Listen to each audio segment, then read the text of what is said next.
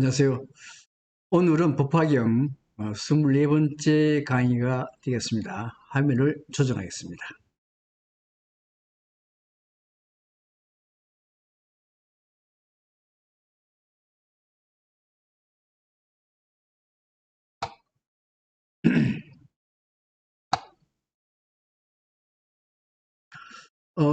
오늘은 이제 법화경 제14품 안락행품에 대해서 말씀을 드리겠습니다.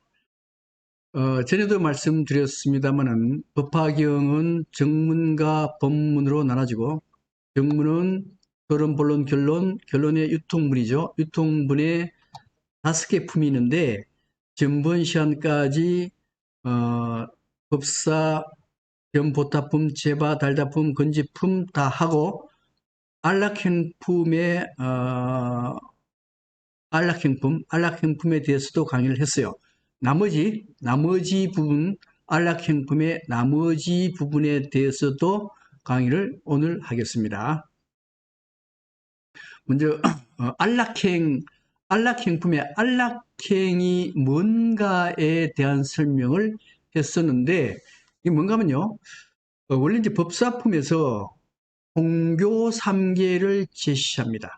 불법을 널리 펴는데 3가지 규칙이었죠. 그 첫 번째가 뭔가 하면 열의 방에 들어가는 마음으로 해야 된다. 열의 방은 자비심이요. 열의 옷을 입고 설법을 해야 되는데 이것은 인욕이요. 열의 자리에 들어서서 설법을 해야 되는데 이것은 법공이라 그랬습니다. 그래서 여기에 열의 옷을 입고, 즉 인욕으로 법화경을 설법하면 마음이 편안해진다. 그 다음에 열의 방, 자비심으로 다른 사람을 구제한다는 마음으로 법화경을 설법한다면 그것은 즐거움이 된다. 그리고 그 설법을 할 때 모든 사람은 평등하다라고 하는 법공의 정신으로 행해야 된다. 그래서 이 3가지를 합해서 안락행이라 그랬어요. 이것은 계율사상, 일종의 계율사상이라고도 볼 수가 있는 겁니다. 그래서 안락행품은 크게 신안락행, 구안락행, 의안락행, 선안락행 4가지 안락행으로 나눠져 있고, 그 다음 마지막에 7개 비유 중에 하나인 정주비유로 법화경의 위대성을 강조하는 걸로 끝나도록 되어 있습니다. 근데 전번 시간에 신안락행에서 행동의 범주는 인욕에 관한 것이었고요. 그 다음에 근친천은 접근, 여기는 접근하지 마라 하는 접근 금지에 관한 게 친근처였습니다. 그 중에 첫 번째가 뭔가 하면 권력을 가까이 하지 마라. 그래서 여기에 법화경에서는 국왕이나 관리나 왕자나 이런 사람하고 가까이 하지 마라 그랬는데, 요새 시대정신으로 돈 문제, 돈 권력에 가까이 하지 마라. 돈 권력에 가까이 하게 되면은 중심부와 주변부로 형성이 되고, 돈을 가지는 이 주변부는 중심부는 주변부의 신자를 무시할 수밖에 없다. 그렇다면 이것은 종교가 성립 안 된다는 의미로 권력에 대한 것을 말씀드렸고, 이번 시간부터는 범지, 이건자 등등에 대한, 여기에 대한 금지를 하는데, 여기에 대한 금지의 내용이 뭔가에 대해서 먼저 설명을 하도록 하겠습니다. 먼저 범지입니다. 범지에 가까이 하지 말았는데, 이 범지는 뭔가 하면요, 브라만. 들어보셨죠? 그죠? 브라만인데, 이 브라만은 뭔가 하면 인도에는 4개의 계층으로 구성이 되어 있어요. 원래 5개죠. 첫 번째가 뭔가 하면 제일 높은 브라만, 사제입니다. 사제. 이 사제는 하는 게 뭔가 하면 맨날 제사만 해요. 제사만 지내는 게 이 브라만이에요. 그 다음에 크샤트리아는 왕족과 무사가 크샤트리아입니다. 그러니까 우리 스카모니는 크샤트리아에 해당이 되죠. 이 사람들은 정치 군사를 담당을 하게 되고요. 그 다음에 바이샤입니다. 바이샤는 농업하는 사람, 공업하는 사람 상인, 이 바이샤들이 세 번째 계층이 되고, 마지막에 수드라는 노예입니다. 천한 일에 종사하는 노예가 있고, 그 밑에 불가촉 천민, 이렇게 5가지가 있었죠. 근데 여기서 가까이 하지 말아야 될 사람은 누군가 하면 범지 브라흐만이에요. 브라흐만인데, 이 브라흐만을 왜 가까이 하지 마라 하는 문제인데, 이 도대체 브라흐만이 뭐 하는 사람인가 하는 겁니다. 이 뭐 하는 사람인가 하면요, 이 브라흐만은 이 경전, 리그베다, 베다를 다 외워요.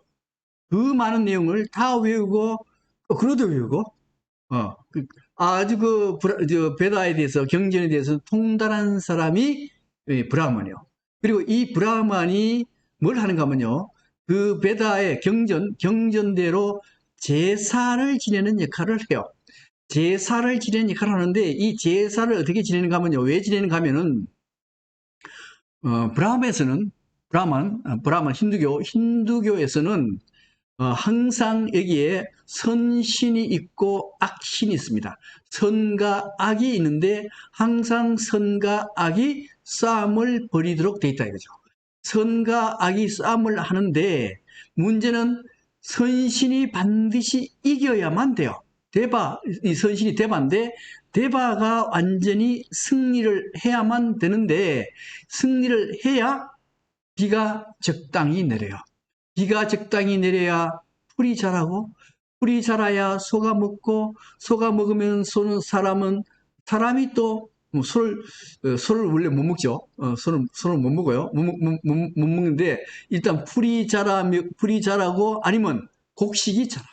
아니면 소가 먹어요. 소가 먹을 수 있고 소가 먹어야 소가 잘 자라고 또 곡식이 잘 자라야 사람이 먹어요. 사람이 먹어야 제대로 생활이 돼. 이렇게 해야 되는데, 이렇게 해가지고, 여기 또 브라흐만이 제사를 지내요. 제사를 지내는데, 문제는 여기에 선신과 악신이 싸우는데, 반드시 선신이 이긴다는 보장이 없습니다.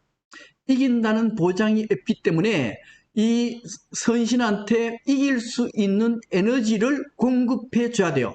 에너지를 공급하는데 어떻게 공급하는가 하면은 브라흐만이 제사를 지내요. 제사를 지내서 여기에 태워서 불을 보내주든 향기를 보내줘가지고 신들에게 에너지를 제공해서 이 에너지에 의해서 선신이 에너지를 받아서 악신과 싸워서 이기면은 비가 적당히 내리고 풀이 자라고 또 소가 먹을 것도 먹고 그 다음에 브라만, 크샤트리아, 바이샤, 수드라 등등이 제 역할을 함으로써 또 브라만이 제사를 지낼 수가 있고 이렇게 선순환을 해요.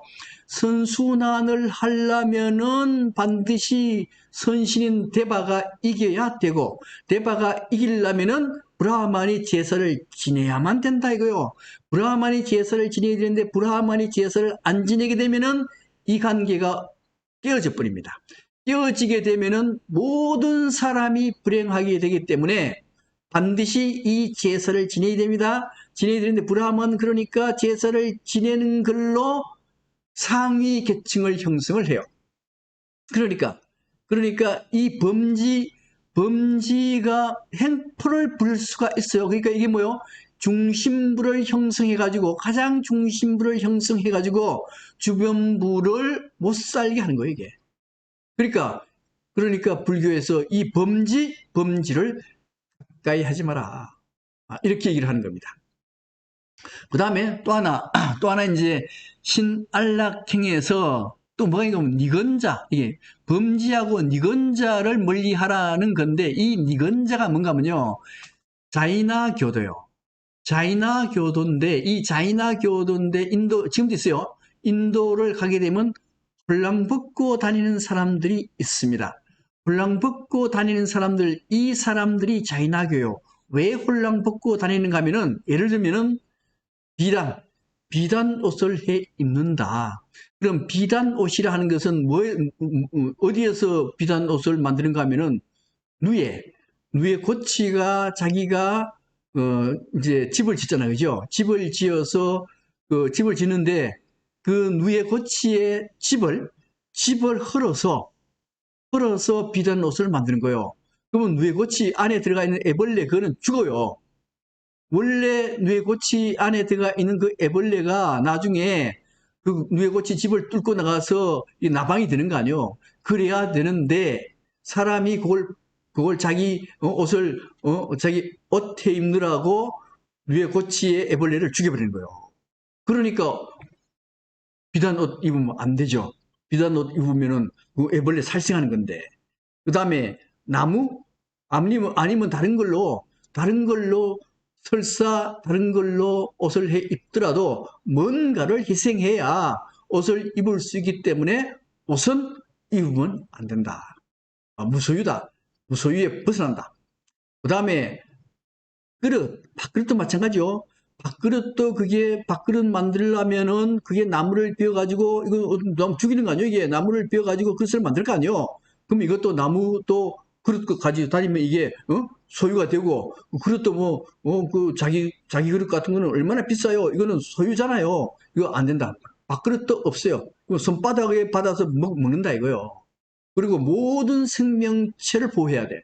모든 생명체를 보호해야 되는데 이게 우리는 파리, 목이 그냥 죄의식 없이 막 죽이잖아요. 그죠? 근데 자이나교도들은요, 파리, 모기도 함부로 못 죽입니다. 그 죽이게 되면 살생이거든요. 그래서 여기에 들고 다니는 여기에 요 트리게를 왜 들고 다니는가 하면은 벌레 같은 거 이렇게 쓸어가지고 안 밟게. 벌레 같은 게 있으면 이렇게 파리 같으면은 우리는 죽이는데 이 자이나교들은 안 죽여 이제 쓸어서 멀리 가게 이게 한단 말이에요. 그죠? 그래서 이런 극단적인 무소유주의자들이 자이나교요. 자이나교인데 이 자이나교를 한문으로 바꾸면 니건자가 돼요. 그 니건자를 가까이 하지 마라. 왜요? 이 사람들은 중도에서 벗어납니다. 중도에서 벗어나서 만날 홀랑 벗고, 그 밥그릇도 없고 아무것도 없는 무소유로만 생활한다면은 문명 생활을 유지할 수가 없습니다. 문명 생활이 안 돼요. 그래서 불교에서는 이거 멀리하라. 멀리하고 중도를 택하라. 이렇게 얘기를 하는 겁니다. 자, 그 다음에 관념론. 여기에 문필문화 같은 관념론인데 이 관념론에 너무 빠지지 마라. 전부 다 관념론에 대해서 한번 얘기했어요. 관념론의 가장 유명한 사람 칸트와 헤겔이죠. 관념주의 철학자 독일이죠.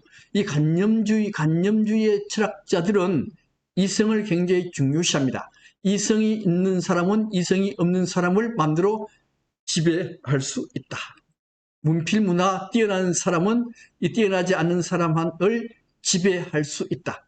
중심부 권력형이 되어서 그 하위 계층을 지배할 수 있다. 이렇게 생각하는 거예요. 이렇게 생각하면 이게 문제되지, 그죠? 중심부 있으면 안 된다 그랬잖아요, 그죠? 그래서 여기에 관념론에 빠지지 마라. 이렇게 얘기를 하는 것이고요. 그 다음에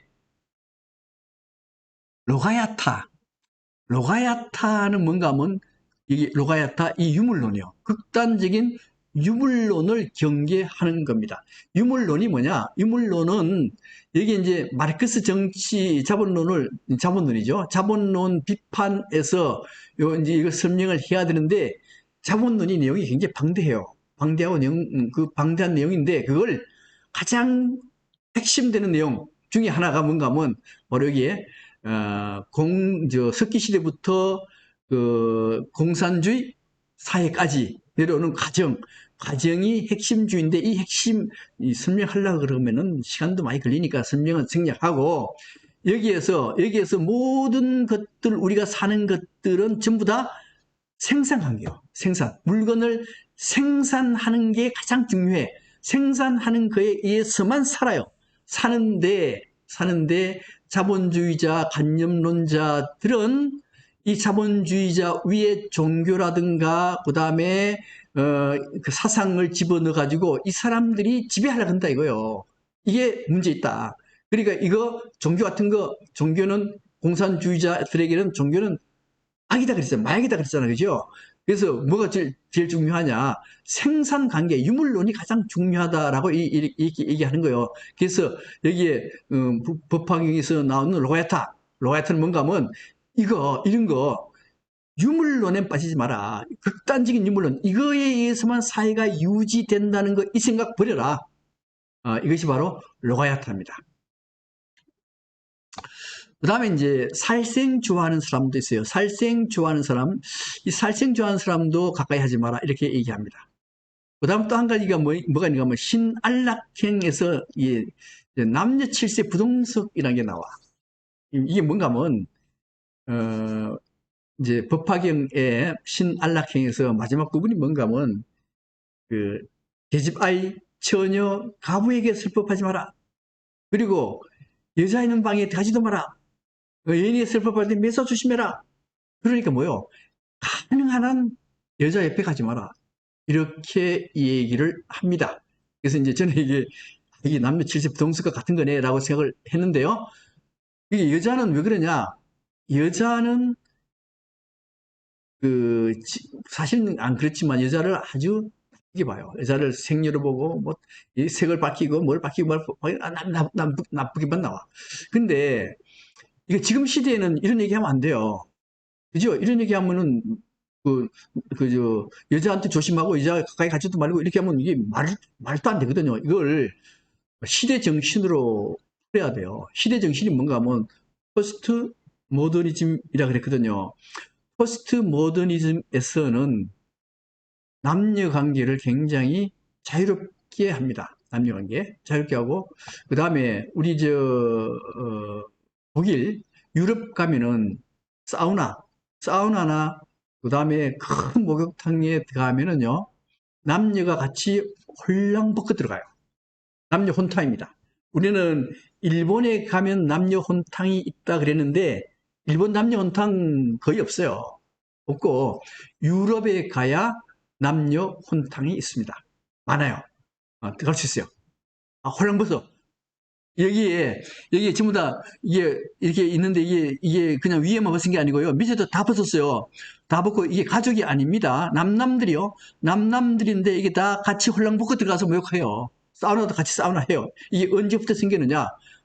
1968년 이전에는 이렇게 안 했어요. 이렇게 못 했습니다. 남녀 다 구별됐어요. 근데 1968년도에 68혁명이 일어나거든요. 68혁명 이후의 정신이 포스트 모더니즘. 오늘날의 시대 정신이요. 시대 정신에서는 남녀 성관계에도 자유억압을 주면 안 된다. 뭐라 그랬어요? 이 시대 정신이 억압하지 마라. 권위에 의해서 억압하지 마라 했거든요. 남녀 성관계도 억압하지 마라. 이게 요새의 시대 정신이에요. 시대 정신인데 문제는 여기 목욕탕에 홀랑벗고 들어갔을 때에 남자가 여자를 볼 수는 있습니다. 볼 수 있는데 성적 대상으로 보면 바로 여자가 욕해요.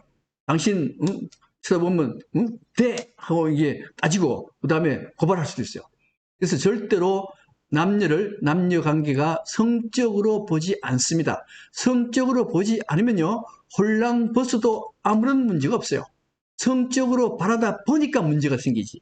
남녀 혼탕을 안 하면요 항상 거의 성적으로 바라다 볼 가능성이 많아요. 근데 남녀 혼탕을 하게 되면은 성적으로 바라다 보지 못하게 하면은 절대로 남녀 관계는 성적으로 바라다 보지 않게 되는 겁니다. 그러니까 이 법화경을 만들 때 지금부터 2000년 전이죠. 2000년 전에 법화경을 만들 때는 계집아이 처녀 가부에게 슬법도 하지 말고 가까이도 가지 말고 왜 그러냐 여자는 요물이고 악령은 좀 나쁘기 때문에 절대 가까이 하지 마라.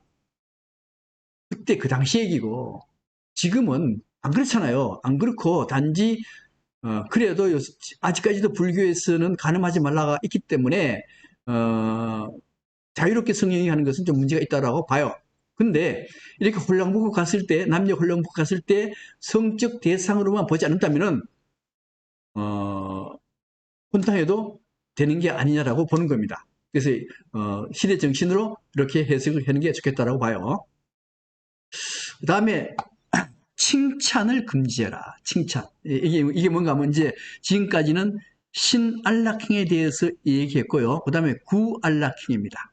구안락행에서는 가장 핵심되는 게 뭔가 하면 칭찬하지도 말고 욕하지, 단점도 얘기하지 마라. 항상 부드러운 얼굴로 얘기를 해라. 그 다음에 법화경 허물 절대로 얘기하면 안 된다. 가장 중요한 게요. 법화경 허물, 법화경이 나쁘다 얘기하면 절대 안 돼요. 그리고 칭찬 단점 얘기하지 말았는데, 이 칭찬 단점 얘기하지 마라. 이게 칭찬의 개념에 대해서도요. 자크 데리다의 해체주의로 볼 수도 있어요. 볼 수 있는데, 이걸 간략하게 얘기하면 그래요. 내가 만약에 다른 사람이 법화경에 대해서 이렇게 얘기하니까, 니 참 잘하네. 칭찬해요. 니 엄청나게 잘하네. 그러면은 칭찬을 받는 사람하고 칭찬하는 사람하고 관계가 상하 수직 관계가 돼요. 칭찬하는 사람은 권위를 가지고 있습니다. 칭찬받는 사람은요, 권위를 가지는 사람의 하층민이 돼요. 하층. 그러면 상하 관계가 형성되죠. 상하 관계가 형성되면 권위가 형성되고 권위에 의해서 모든 것이 다 권위에 의해서 간섭을 하게 된단 말이에요. 그래서 시대 정신은 권위에 의해서 다른 사람에게 간섭하지 말거든요. 그러니까 칭찬하는 의미가 뭔가 하면요. 권위를 가지고 그 사람을 칭찬하긴 하지만은 하위 계층으로 간섭하게 돼요. 그 다음에 칭찬 말고 질책하는 것 똑같습니다. 질책하는 것도 내가 윗사람에 대해서 아랫사람을 질책하는 거가 돼요. 상하 관계가 형성되거든요. 그러면은 안 된다는 거예요. 그러면 꼰대가 된다는 거예요. 그래서 이 구안락행에서도 칭찬과 질책 그런 거 하지 마라. 이렇게 얘기를 하는 겁니다. 그 다음에 의안락행에는 경멸적인 언어 그런 거 하지 마라. 이렇게 얘기하고요. 그 다음에 마지막으로 서원안락행. 이 서원안락행 신구의 세계가 나오고 그 다음에 마지막 서원안락행이 나오는데 이 서원안락행은 어떤 의미가 있는가 하면요. 먼저 우리가 살아가는 것은 1대4 인연이에요. 그죠? 1대4 인연. 1대4 인연인데 1대4 인연이 뭐냐? 그건 이제 그 조지 스님한테 달마가 동쪽으로 온 이유가 뭡니까? 라고 물었습니다. 물으니까 이 조지 스님이 뭐라 그랬는가 하면 달마가 동쪽으로 온 이유는 뜰 앞에 잣나무였습니다. 뜰 앞에 잣나무라 했는데 이 무슨 소리냐 하는 건데요. 저는 한번 얘기했죠. 그죠? 이 뜰 앞에 잣나무는 자세 씨가 어떤 인연, 일대사 인연, 바람이 불어와서 그 씨앗이 들 앞에 떨어져서 인연에 의해서 그 인연에 의해서 땅에 떨어지고 거기에 씨앗이 그 싹이 트고 싹이 터서 그 다음에 싹이 트면서 비가 적당히 내리고 그 다음에 햇빛이 적당히 쬐어서 나무로 이렇게 성장을 했습니다. 그래서 어떤 인연에 의해서 나무가 성장을 했을 뿐이요. 이게 일대사 인연이요. 근데 이 나무가 나무가 씨앗이 내가 이 씨앗을 뜰에 심어져 가지고 내가 스님들 오면은 내가 시원하게 그늘을 만들어 주기 위해서 그 목적으로 이 잣나무 내가 커야 되겠다 하는 게 아니라는 거예요. 그냥 이 잣나무는 그냥 일대에서 인연으로 우연히는 아니고 인연에 의해서 이 나무가 이렇게 컸을 뿐이지 이 나무가 어떤 목적을 가지고 큰 게 아니라는 거예요. 이걸 일대사 인연이라고 해요. 그런데 우리 중생들의 일대사 인연, 예를 들면 이마트 갔다. 이마트 가가지고 여기에서 돈 받고 물건 팔아요. 물건 계산해줘요. 계산해주고 한 달에 120만 원 받아. 120만 원 받는데 이것도 일대사 인연이요. 그죠? 이것도 어떤 인연에 의해서 이 사람이 이렇게 일을 하게 되는 겁니다. 되는 거예요. 그 다음에 도둑놈도 내가 어떤 인연에 의해서 도둑이 돼가지고 도덕에 충실하면은 그게 일대사 인연이요. 이게 중생의 일대사 인연이 되는 겁니다. 그런데 불교에서는 그냥 일대사 인연이 아니고 서원에 의한 일대사 인연이라는 거요. 서원 안락행이라는 게 뭔가 하면 내가 서원을 세워서 일대사 인연을 이루어내야 된다. 이게 불교가 되는 거예요. 서원을 안 하면은 중생의 일대사이고, 그 다음에 서원을 하게 되면 서원에 따른 일대사 인연이 되는 건데, 불교에서 사홍서원이 가장 중요하죠. 그 사홍서원 읽어보면은, 보세요. 모든 중생을 다 건조리다. 모든 중생을 다 성불하게 하겠다라는 서원을 세웠어요. 세우면은 이게 자비로운 마음을 갖게 되죠. 자비로운 마음을 갖게 되면서 일대사 인연인데 이 일대사 인연은 어떤 목적을 갖게 되죠. 어떤 목적을요? 모든 사람을 다 구원하겠다는 자비로운 목적을 갖게 돼요. 이게 서원 안락행이거든요. 여기서는 법화경이죠. 내가 모든 사람들에게 법화경을 가르치겠다는 서원을 세워요. 서원을 세우고 그리고 난 뒤에 모든 사람들한테 법화경을 가르치는데 이 법화경을 가르칠 때에도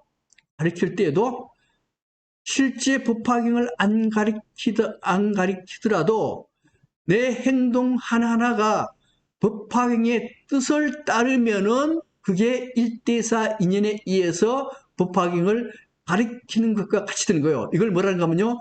행주자와 어묵동정이라 그럽니다. 행주자는 뭐예요? 가고, 머무르고, 앉고, 눕고. 일상생활이죠. 말하고, 침묵 지키고, 움직이고, 그 다음에 정지하고, 이게 뭔가 하면 행주자와 어묵동정이라는 게 뭔가 하면은 내 생활의 모든 부분들, 이 부분들 전체가 법화경을 가리키겠다라고 하는 자비행을 실행하는 거. 이것이 바로 뭔가 하면요. 서원 안락행이 되는 겁니다. 그 다음에 마지막에 이제 사안락행에 대해서 다 얘기했죠. 하고 난 뒤에 정주 비유가 나와요. 이 정주 비유는 뭔가 하면은 정주라는 게 뭔가 하면요. 이 정주라는 게 이게 이마의 구술에 대한 비유인데 이제 전륜성왕이 나오는데 이 전륜성왕은 누군가 하면은요. 전번에 얘기했죠. 그죠?